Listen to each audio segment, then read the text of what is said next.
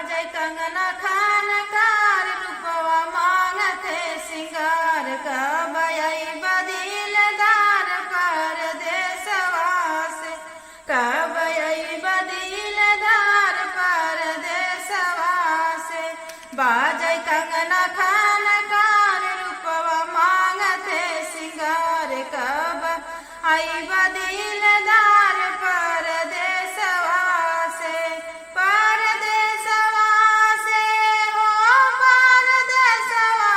से कब आई बदिलदार परदेसवा से कब आई बदिलदार परदेसवा से सासु गई है बाजार चुनरी लाई चटकदार सासु गई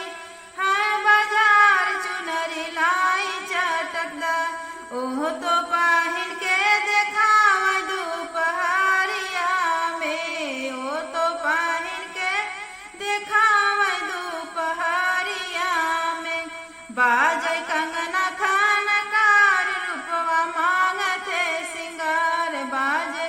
कंगना खान कार रूपवा मांगते सिंगार कब आई बदिलदार परदेसवा से